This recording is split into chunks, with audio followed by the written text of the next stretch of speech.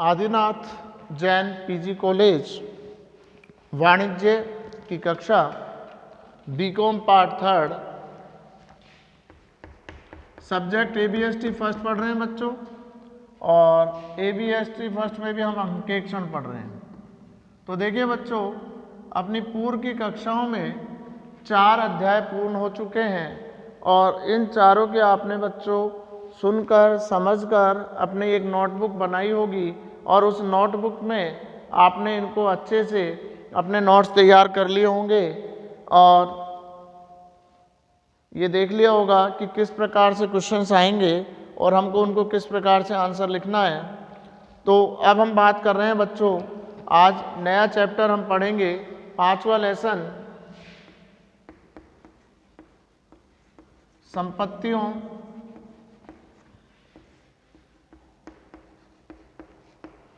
एवं दायित्वों का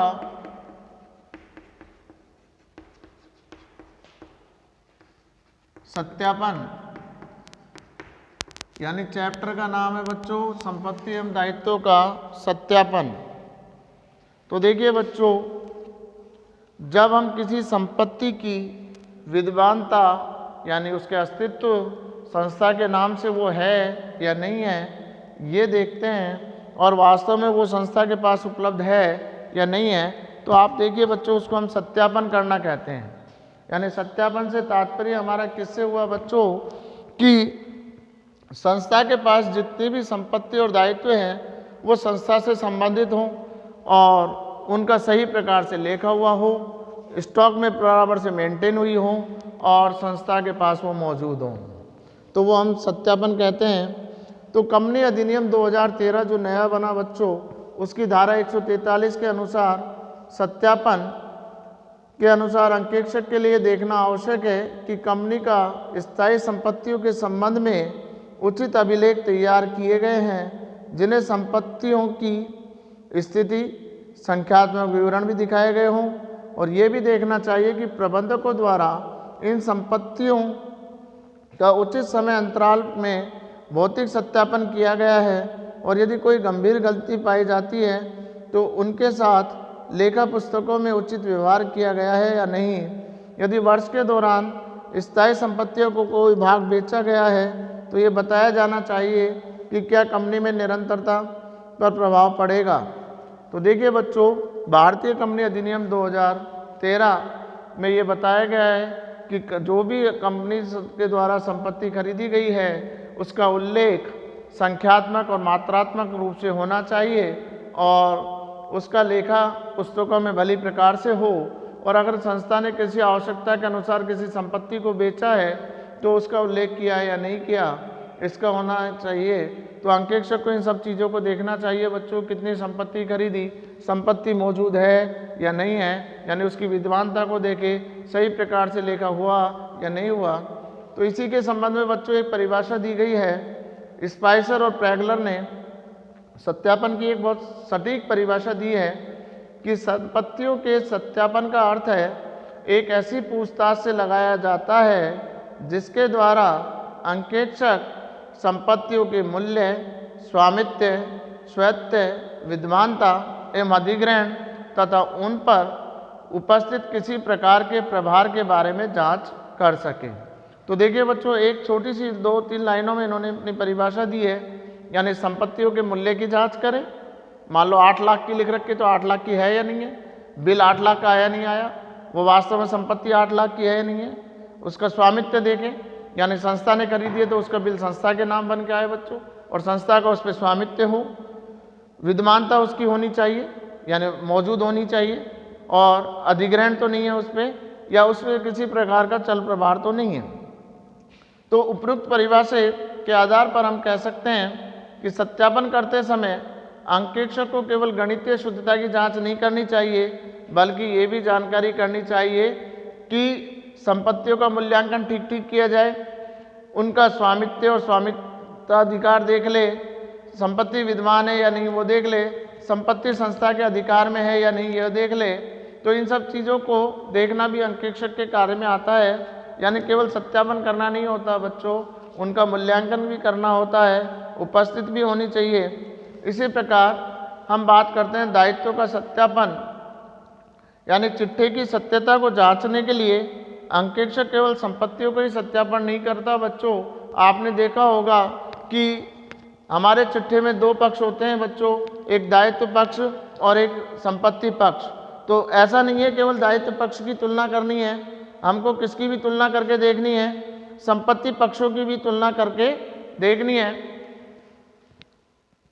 तो संपत्ति के साथ साथ दायित्व का सत्यापन आता है। तो चिट्ठे की सत्यता को जांचने के लिए अंकेक्षक केवल संपत्तियों के सत्यापन नहीं करेगा, बल्कि उसे दायित्व का भी सत्यापन करना पड़ेगा। और दायित्व का सत्यापन ऐसी पूछताछ से लगाया जाता है जिसके द्वारा अंकेक्षक को विश्वास हो जाए कि समस्त दायित्व चिट्ठे में सम्मिलित कर लिए गए हैं, दूसरा वो व्यापार से संबंधित है, तीसरा पूर्ण रूप से अधिकृत हैं और चौथा सही मूल्य पर दिखाए गए हैं।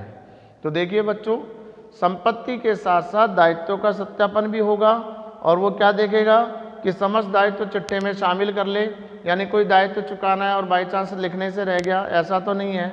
दूसरा, जितने भी दायित्व आपने लिखे वो व्यापार से संबंधित हों बच्चों, और तीसरा पूर्ण रूप से अधिकृत हों और सही मूल्य पर दिखाए गए हों।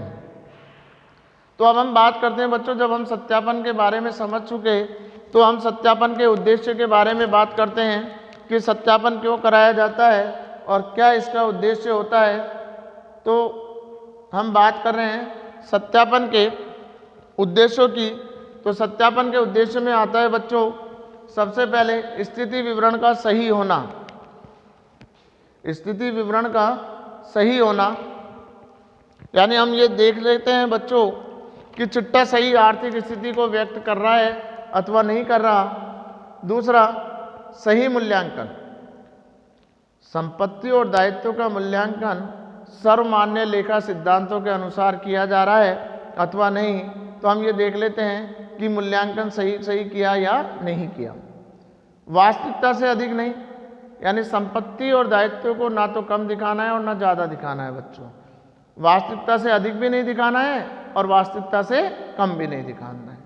फिर विद्यमानता की जांच करना होता है बच्चों कि संपत्ति वास्तव में विद्यमान है या नहीं है, यानी उसको फिजिकली देखा जाता है कि वो मौजूद है या नहीं है। यानी आप कह रहे हो हमने 8,000 का फर्नीचर खरीदा कोई सा, तो वो फर्नीचर आपके पास उपलब्ध होना चाहिए, अधिग्रहण में नहीं होना चाहिए। यानी वो गिरवी वगैरह रखा है तो उसका उल्लेख होना चाहिए बच्चों, अगर अधिग्रहण में रखा है, किसी के पास गिरवी रख रखा है। उसके बाद स्वामित्व होना चाहिए बच्चों, यानी स्वामित्व संस्था के नाम से होना चाहिए उसका।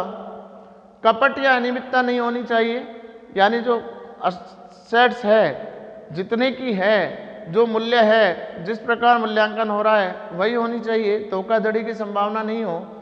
गणितीय शुद्धता तो होनी चाहिए बच्चों कि जितनी की राशि का हमने खरीदा, जितना बिल आया उतना पेमेंट किया, नहीं किया उतना ही पेमेंट किया हो, उससे ज़्यादा नहीं किया हो, उतनी राशि से लेखा किया हो, और पर्याप्त मात्रा में उस पर मूल्यह्रास का अगर लगता हो तो लगा दिया हो, और चिट्ठे में सही निरूपण किया हो बच्चों। चिट्ठे में क्या किया हो? सही निरूपण किया हो, यानी चिट्ठे में सही मूल्य पर दिखाया गया हो और कानूनी मान्यताओं को ध्यान रखा हो। तो ये हमारे सत्यापन के उद्देश्य हो गए। अब संपत्तियों के सत्यापन के कुछ सर्वमान्य सिद्धांत हैं, तो उन सिद्धांतों के बारे में हम पढ़ेंगे। सिद्धांत वो होते हैं बच्चों जो सामान्यतः नियम के अनुसार देखना चाहते हैं, प्रयोग कर रहे होते हैं, तो वो हमारे क्या कहलाते हैं? सर्वमान्य सिद्धांत, यानी लेखांकन सिद्धांतों के विपरीत हो रहे या नहीं है। इसी प्रकार हम बात कर रहे हैं संपत्तियों के सत्यापन के सिद्धांत। तो पहला सिद्धांत आता है बच्चों अस्तित्व का सिद्धांत, यानी संपत्तियों के अस्तित्व की जांच भौतिक परीक्षण के द्वारा की जानी चाहिए। यानी अंकेक्षक खुद करे या उसका कर्मचारी आके देखे कि वो वास्तव में विद्वान है या नहीं है। मान लीजिए किसी व्यापारी के द्वारा ये कहा गया है कि व्यापार में 10 लाख रुपए का स्टॉक शामिल है, तो ये देखे बेटा, अंकेक्षक का ये उद्देश्य बनता है कि वो ये देखे कि व्यापार में 10,000 रुपये का स्टॉक है या नहीं है, मौजूद है या नहीं है। तो वो उसकी गिनती कर सकता है, उसको संभाल सकता है, तो फिजिकल करना चाहिए बेटा, अस्तित्व की जांच करे।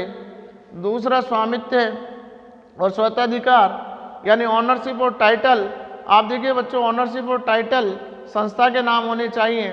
संस्था जब कोई संपत्ति खरीद रही है तो उसके नाम से होना चाहिए। तो देखिए बच्चों संपत्तियों के सामान्य सिद्धांत में सबसे पहले हमने देखा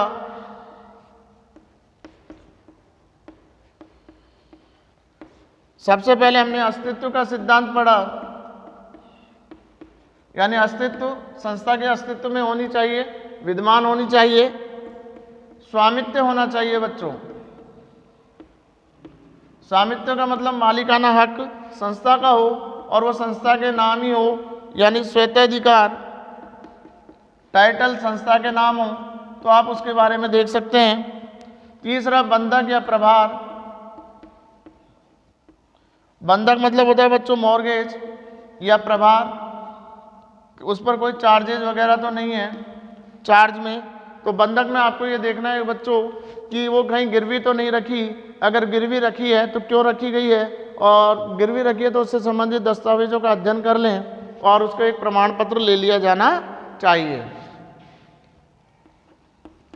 फिर उनका ये देखना चाहिए बच्चों मूल्यांकन, यानी ठीक प्रकार से किया गया हो, मूल्यांकन किया गया हो, वैल्यूएशन यानी अंकेक्षक उन संपत्तियों का मूल्य देखे कि जो वास्तव में दिखाया वही है या नहीं है। कई बार क्या होता है बच्चों स्टॉक का मूल्य आवश्यकता से ज़्यादा कम हो जाता है, यानी कोई चीज़ एप्रेसलन में हो गई और आपने उसकी कीमत ज़्यादा दिखा रखी है, या किसी संपत्ति पर मूल्यह्रास लगना था और कंपनी ने नहीं लगाया, तो ये देखें कि जो मूल्यांकन दिखाया गया है वो सही है अथवा नहीं है। और कुछ अन्य बातें सामान्य बातें जो जांच कार्य के अनुसार ज़रूरी होती हैं उनकी भी उसको जांच करनी चाहिए। जैसे पत्र व्यवहार से जांच कर सकता है बच्चों, अगर गिरवी रखी है देनदार लेनदार के पास, या कुछ ऐसी संपत्ति जिनका लेनदार देनदार से जानकारी नहीं हो रही तो उनका फिजिकली वेरिफिकेशन कर लें। और अगर संपत्तियों पे खर्चा दिखाया है तो उस खर्चे को संपत्ति की लागत में जोड़ा या नहीं जोड़ा, और यदि कोई लाइसेंस फीस जमा कराई है जैसे पेटेंट एकस्व है तो वो देखना चाहिए। और उसके बाद छठा देखना चाहिए बेटा चिट्ठे में निरूपण, यानी चिट्ठे में प्रदर्शन या निरूपण सही प्रकार से किया गया हो बच्चों, यानी चिट्ठा 2013 कंपनी अधिनियम अनुसूची 3 के अनुसार बनता है। बच्चों देखिए जो चिट्ठा हम बनाते हैं कंपनी अधिनियम 2013 की अनुसूची 3 के अनुसार बनाते हैं। तो अब आप समझ गए होंगे बच्चों कि अंकेक्षण संपत्तियों का जब सत्यापन करते हैं तो सिद्धांत कुछ होते हैं सामान्य है। तो सबसे पहले अस्तित्व की जांच करें कि वो विद्यमान है या नहीं है। इसके लिए वो बच्चों फिजिकली यानी भौतिक रूप से उसको देख सकता है, गिन सकता है, संभाल सकता है। दूसरा संपत्ति का स्वामित्व संस्था का होना चाहिए, संस्था के नाम से बिल होना चाहिए, संस्था का उस पर स्वत्वाधिकार होना चाहिए यानी संस्था के नाम टाइटल होना चाहिए। संपत्तियों को बंधक या प्रभार यानी गिरवी रखा है तो उसकी सूचना होनी चाहिए। मूल्यांकन सही प्रकार से होना चाहिए, यानी उनकी कीमत कम ज़्यादा नहीं दिखानी चाहिए बच्चों, जैसा अभी हमने पहले पढ़ा कि ना तो कम कीमत दिखानी है ना ज़्यादा दिखानी है। अन्य बातें हमको देखनी है कि जैसे पेटेंट है, कॉपीराइट है, अगर इनका कोई लाइसेंस ले रखा है तो उसको प्रदर्शित करा या नहीं करा, या उस पर कोई खर्चे किए तो उसको शामिल करा या नहीं करा, और चिट्ठे में अनुसूची 3 के अनुसार दिखाया या नहीं दिखाया। तो ये सब चीज़ें सिद्धांतों के अंतर्गत आती है बच्चों। अब हम इसी क्रम में आगे चलते हैं कि अंकेक्षक तथा संपत्तियों का सत्यापन। तो सर्वप्रथम अंकेक्षक को चल संपत्तियों जैसे रोकड़, बिल, माल प्राप्ति आदि का परीक्षण के लिए यथासंभव उसी दिन संस्था में कार्यालय में उपस्थित हो जाना चाहिए जिस दिन आर्थिक चिट्ठा तैयार किया जा रहा है, अर्थात जिस दिन चिट्ठा बनाया जा रहा है बच्चों वर्ष के अंतिम दिन, उस दिन वो उपस्थित हो जाए और उन सब चीज़ों को संभाल ले ताकि स्टॉक का वेरिफिकेशन इजीली हो जाए, कैश का हो जाए, बिलों का हो जाए। विनिमय सुलभ या विनिमय साध्य संपत्तियों का सत्यापन करते समय अंकेक्षक को बहुत सावधानी बरतनी चाहिए। यदि किसी संस्था में रोकड़ की कई प्रकार की बाकियां हैं तो अंकेक्षक को सब बाकियों को एक साथ अपने अधिकार में कर लेना चाहिए। विनिमय साध्य पत्रों जैसे प्रतिभूति होती है बच्चों, बिल होते हैं, हुंडी होते हैं, बैंक शेष इत्यादि का सत्यापन करते समय भी इसी प्रकार की सतर्कता आवश्यक होती है। इन सब में अंकेक्षक को तुरंत अपने अधिकार में कर लेना चाहिए। इनमें से कोई भी चीज़ तब तक नहीं लौटानी चाहिए जब तक उसका सत्यापन समाप्त ना हो जाए।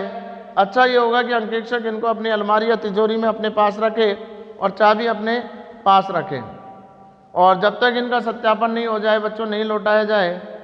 तीसरी बात आती है बेटा, यदि उपयुक्त विनिमय साध्य पत्र संस्था को पास न होकर बैंक, दलाल या वकील के पास हो, अधिग्रहण में हो, तो अंकेक्षक को भौतिक परीक्षण करना चाहिए। यदि किसी प्रकार से भौतिक परीक्षण संभव नहीं हो तो उन संबंधित व्यक्तियों या संस्थाओं या प्रमाण पत्र स्वीकार कर लेना चाहिए कि जिनके पास आपने गिरवी रख रखी है बच्चों, उनसे उस चीज़ का प्रमाण ले लें कि ये संपत्ति संस्था ने किस एवज में किस कार्य के लिए हमारे पास गिरवी रखी है। अंकेक्षक को अन्य संपत्ति जैसे स्थायी, क्षय होने वाली, अदृश्य या कृत्रिम का सत्यापन करके सामान्य सिद्धांतों को ध्यान रखना चाहिए और सुविधानुसार समय पर इनको अंकेक्षण करना चाहिए। और लास्ट आता है बच्चों, अंकेक्षक को यह साधारण नियम को ध्यान में रखना चाहिए कि सत्यापन कार्य में संस्था के किसी कर्मचारी की सहायता नहीं लेनी चाहिए, बल्कि यह कार्य करते समय स्वयं के कर्मचारी और स्वयं भी उपस्थित रहे तो ज़्यादा अच्छा होगा। तो आपने देखा बच्चों, सत्यापन कार्य अंकेक्षक का एक महत्वपूर्ण कार्य होता है बच्चों। कई बार फिजिकली वो चीज़ उपलब्ध नहीं होती तो अंकेक्षक का दायित्व तो बन जाता है कि वो उन चीज़ों को फिजिकली देखे कि वो वास्तव में संस्था के पास उपलब्ध हैं या नहीं है, और अगर उपलब्ध हैं तो उनको गिन ले, और अगर कई बार संस्था के पास नहीं होती बच्चों, बंधक रखी होती हैं, तो उससे प्रमाण ले ले या संबंधित व्यक्ति के पास जाकर उनको देख ले। उसके बाद आता है बच्चों संपत्तियों का मूल्यांकन। तो संपत्तियों का मूल्यांकन करने से पहले हम संपत्तियों के विभिन्न प्रकार के मूल्यों को पढ़ेंगे बच्चों, यानी संपत्तियों का मूल्यांकन करें, इसलिए संपत्तियों के विभिन्न मूल्य। तो ये मूल्य कौन कौन से होते हैं बच्चों, इनका हम अध्ययन अब इसी अध्याय में करेंगे, यानी संपत्तियों के विभिन्न मूल्य कौन कौन से होते हैं। तो पहला मूल्य होता है बच्चों लागत मूल्य। पहला मूल्य हमारा हुआ लागत मूल्य, यानी कॉस्ट प्राइस। तो देखिए बच्चों, लागत मूल्य वो मूल्य होता है जिस मूल्य पर संस्था ने वो संपत्ति खरीदी है और खरीदने के बाद खरीदते समय ही उस पर जो खर्चे कर दिए वो सब जोड़ देने चाहिए। यानी संस्था का किसी भी संपत्ति का लागत मूल्य वो मूल्य हो गया जो संस्था ने उसके क्रय के लिए चुकाया है, और क्रय के साथ साथ संस्था ने उसके क्रय पर कुछ खर्चे किए हैं तो वो भी जोड़ दिए जाएं, तो उसका क्या हो जाएगा बच्चों, लागत मूल्य। यानी कॉस्ट प्राइस में अपन क्या लेते हैं बेटा, क्रय मूल्य तो लेंगे ही लेंगे संपत्ति का, प्लस क्रय से संबंधित खर्चे जोड़ देंगे बच्चों। जैसे मजदूरी, इंस्टॉलेशन की मजदूरी दे दी, यानी किसी मशीन को आपने स्थापना करवाने की खर्चे दे दिए, मजदूरी दे दी, तो उसको जोड़ देंगे। या आपने कोई संपत्ति खरीदा और उसको मंगाने का जो भाड़ा चुका दिया वो भी जोड़ दिया जाएगा। तो बच्चों देखिए, आपको एक बात ध्यान रखनी है कि जो भी संपत्ति आप खरीद रहे हो उस पर खरीदते वक्त जो भी खर्चे करते हैं वो उसकी लागत में सम्मिलित किए जाते हैं, अर्थात उस पर खरीदते समय किए गए खर्चे पूंजीगत खर्चे होते हैं, इसलिए उसको हम संपत्ति की लागत में शामिल कर देते हैं। तो संपत्ति का लागत मूल्य आप सबको समझ में आया बच्चों कि जो संपत्ति हमने खरीदी उसका क्रय मूल्य और उस पर किए गए समस्त खर्चों को जोड़ दें तो संपत्ति का लागत मूल्य आ जाता है। दूसरा आता है बच्चों बाजार मूल्य, यानी मार्केट प्राइस। तो देखिए बच्चों, बाजार मूल्य वो है जो चिट्ठे के दिन, यानी जिस दिन आप चिट्ठा बना रहे हो अंतिम दिन संपत्ति का बाजार मूल्य मिल रहा है, यानी जिस दिन अपन ने चिट्ठा बनाया उस दिन उस संपत्ति का बाजार में कीमत कितनी थी, यानी जिस दिन हम चिट्ठे को तैयार कर रहे हैं उस दिन बाजार में उसका प्रचलित मूल्य कितना है। तो बाजार मूल्य बेटा देखो कम भी हो सकता है किसी वस्तु का, ज़्यादा भी हो सकता है। जैसे अपन ज़मीन खरीदते हैं बच्चों, 10-20 साल पहले किसी ने ज़मीन खरीदी, उसका वर्तमान मूल्य अगर अपन देखें तो ज़्यादा ही मिलेगा बच्चों बाजार मूल्य हमको, मार्केट प्राइस। या जैसे किसी ने 10 साल पहले कार खरीदी और उसका मूल्य और आज का वर्तमान मूल्य में फ़र्क आएगा। तो यानी बाजार मूल्य वो मूल्य होता है जो बाजार में वर्तमान में उस वस्तु का प्रचलित है। तीसरा आता है बच्चों पुस्तक मूल्य, यानी बुक वैल्यू।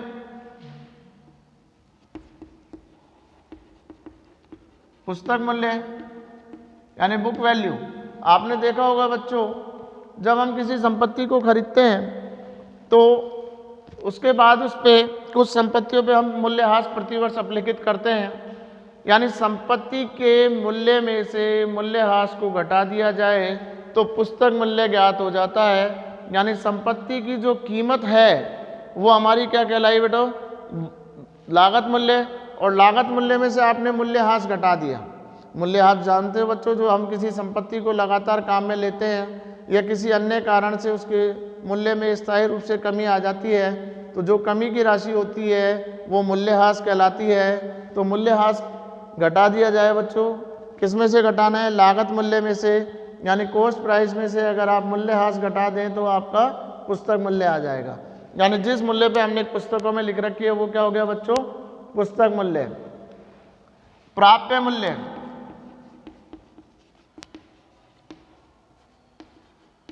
प्राप्य मूल्य तो देखा होगा बच्चों, प्राप्य मूल्य वो मूल्य होता है जो संपत्ति को बाजार में बेचने से जो रकम प्राप्त हो जाती है वो संपत्ति का प्राप्त मूल्य कहलाता है। तो देखिए बच्चों, बाजार मूल्य और प्राप्य मूल्य में अंतर होता है कि कई बार हमने बाजार में देखा प्रचलित कीमत ज़्यादा होती है, लेकिन जब हम बेचने जा रहे हैं तो हमको वो पैसा नहीं मिलता, या दलाली कमीशन हमको चुकाना पड़ जाता है बच्चों बेचने के बाद, तो वो हमने घटा दिया। तो प्राप्य मूल्य कितना हुआ, यानी हमने कोई मकान बेचा और मकान बेचते हुए जो दलाली दे दी वो घटा दिया, तो हमारा कौन सी चीज़ आ गई बच्चों, प्राप्य मूल्य आ जाएगा। अगला आता है बच्चों प्रतिस्थापन मूल्य, पांचवा जो मूल्य आता है वो कहलाता है बच्चों हमारा प्रतिस्थापन मूल्य। यानी एक संपत्ति के बदले अब जब हम दूसरी संपत्ति खरीदने जा रहे हैं तो वो उसका प्रतिस्थापन मूल्य कहलाता है। यानी हम किसी पुरानी संपत्ति को तो बेचे बच्चों और उसके स्थान पे कोई नई संपत्ति खरीदे तो वो उसका हमारा क्या कहलाएगा बच्चों, प्रतिस्थापन मूल्य कहलाएगा। तो आप समझ गए बच्चों, एक संपत्ति के स्थान से दूसरी संपत्ति अगर हम लगा रहे हैं तो वो उसका प्रतिस्थापन मूल्य कहलाता है। अगला आता है बच्चों उपयोगिता मूल्य।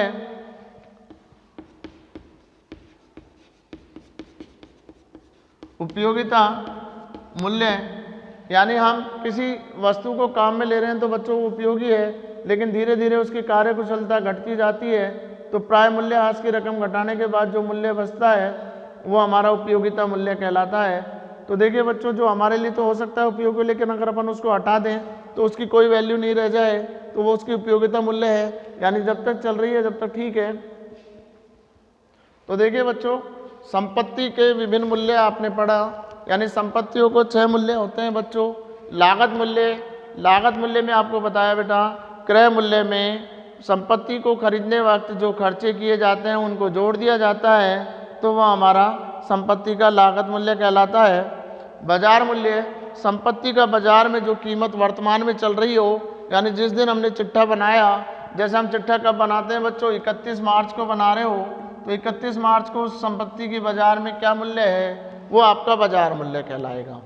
उसके बाद आता है बच्चों पुस्तक मूल्य, यानी आपने जो पुस्तकों में मूल्य दिखाया हुआ है तो पुस्तक में जनरली कौन सा मूल्य होता है, मतलब लागत मूल्य ही दिखाते हैं। विशेष परिस्थिति में भी हम इसमें चेंज करते हैं, यानी पुस्तक मूल्य क्या हो गया बच्चों, लागत मूल्य में से मूल्यह्रास घटा दें तो पुस्तक मूल्य आ जाता है।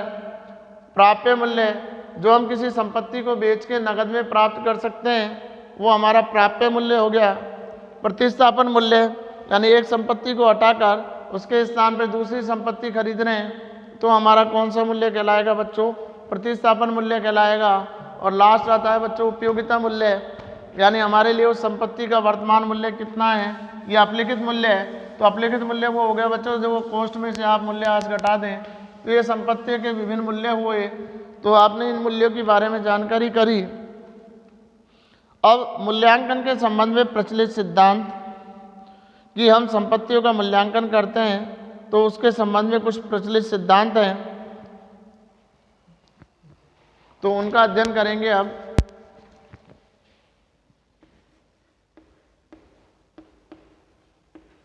यानी मूल्यांकन के संबंध में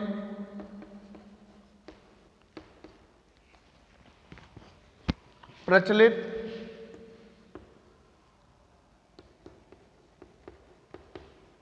सिद्धांत, यानी मूल्यांकन के संबंध में प्रचलित सिद्धांत इसमें हम सबसे पहले पढ़ रहे हैं बच्चों स्थायी संपत्ति का मूल्यांकन। यानी हम किसका मूल्यांकन पढ़ रहे हैं बच्चों? स्थायी संपत्ति का। यानी प्रत्येक व्यवसाय में कुछ स्थायी संपत्तियां होती हैं। तो स्थायी संपत्तियां उसे कहते हैं बच्चों जिनकी सहायता से व्यापार चला रहा है, जो व्यवसाय में आज अर्जित करने के लिए रखी जाती हैं, बिक्री के लिए नहीं होती। यानी बच्चों सबसे पहले तो आपको स्थायी संपत्ति के बारे में पता होना चाहिए। First year, second year, third year में आप पढ़ रहे होंगे, फर्स्ट ईयर से पढ़ते आ रहे हो, 11 से पढ़ते आ रहे हो कि स्थायी संपत्तियां वो संपत्ति होती हैं बच्चों जो दीर्घ काल तक चलती हैं। वो सारी संपत्तियां कौन सी होती है? हमारी स्थायी संपत्तियां होती हैं, जिनका जीवन काल 1 वर्ष से अधिक होता है, जो बिक्री के लिए नहीं होती और जो व्यवसाय में लाभ अर्जित करने के लिए, यानी व्यापार के द्वारा आय अर्जित करने के लिए रखी जाती हैं, बेची नहीं जाती। जैसे भूमि, मकान, संपत्ति, फर्नीचर, ये सब चीज़ें हमारी कैसी हैं? कार है, मोटर कार है, ट्रक है, ये सब हमारी स्थायी संपत्ति है बच्चों। कहने का मतलब कोई भी ऐसी संपत्ति जिसका दीर्घकाल तक उपयोग किया जाए और जो पुनः विक्रय से नहीं हो, जिनमें बार बार परिवर्तन नहीं हो, वो सब हमारी स्थायी संपत्ति कहलाती हैं। तो देखिए बच्चों, भूमि प्राय कभी नष्ट नहीं होती अकाउंट्स के हिसाब से, तो भूमि पर कोई मूल्यह्रास नहीं लगता है, इसलिए भूमि हमेशा लागत मूल्य पर ही दिखाई जाएगी। बाकी संपत्तियों पर आपको निर्धारित तरीके से मूल्यह्रास लगाना है और इस मूल्यह्रास को आपको उसमें से अपलिखित करना है। तो मूल्यह्रास की भी बहुत सारी विधियां हैं बच्चों, आपने पढ़ा होगा। स्थायी विधि, क्रमागत विधि, मशीन घंटा दर विधि, तो बहुत सारी विधियां हैं, तो वो आपने पढ़ी होंगी, आगे अपन अध्याय में पढ़ेंगे। तो आपने देखिएगा बच्चों, जो मूल्यह्रास आप लगा रहे हो तो वो मूल्यह्रास लेखांकन नियमों के अनुसार लगा दिया है या नहीं लगाया। तो स्थायी संपत्तियों को ये देखता है बच्चों अंकेक्षक, यानी वो भौतिक रूप से विद्वान हो और उन पर जो निर्धारित दर से मूल्यह्रास लगना चाहिए था, यानी निर्धारित नियमों के अनुसार उन पर लगाया नहीं लगाया, और उसके लिए जो मूल्यह्रास की विधि जो हो वो वैज्ञानिक विधि होनी चाहिए बच्चों। स्थायी विधि बहुत कम काम में यूज आती है, क्रमागत विधि को काम में लेते हैं। तो स्थायी संपत्तियों का मूल्यांकन करते हैं तो ये देखा जाता है कि बच्चों उस पर मूल्यह्रास लगाया या नहीं लगाया। फिर आता है चल संपत्तियों का मूल्यांकन।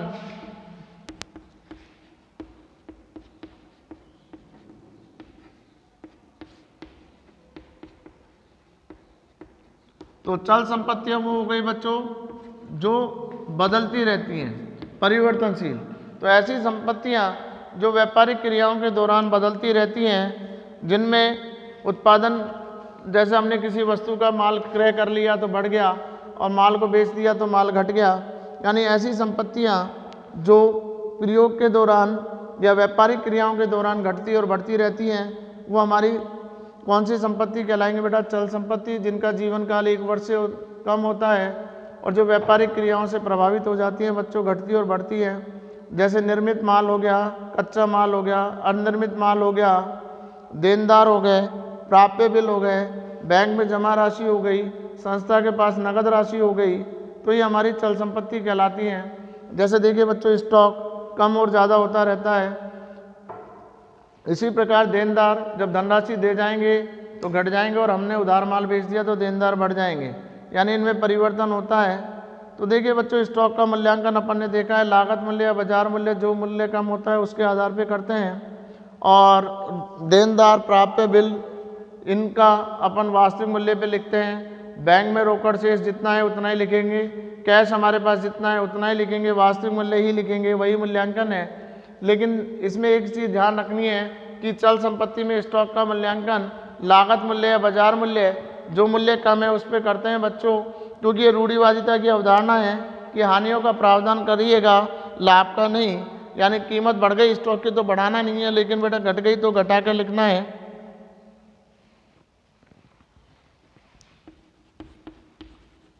अगला आता है बेटा क्षयी संपत्तियों का मूल्यांकन।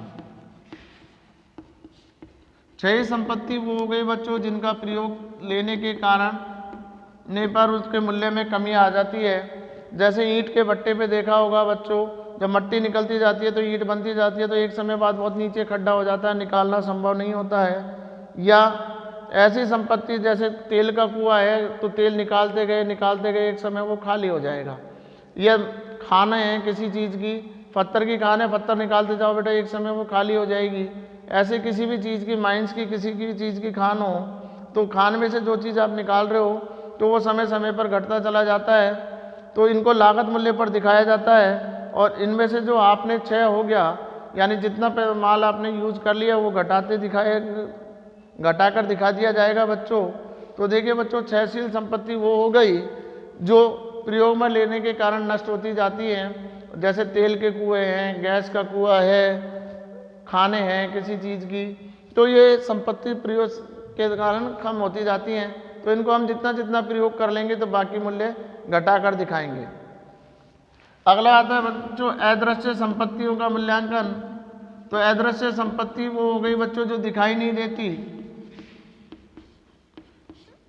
यानी ऐसी संपत्ति जो विद्वान है, लाभ कमाने में सहायक है लेकिन भौतिक अस्तित्व नहीं होता, वो हमारी अदृश्य संपत्ति कहलाती है। जैसे बच्चों ख्याति, पेटेंट, कॉपीराइट, ट्रेडमार्क, यानी ये हमारी अदृश्य संपत्ति हैं जो मौजूद तो होती हैं, व्यापार में लाभ कमाने में भी सहायक होती हैं लेकिन इनका फिजिकली नहीं दे सकते।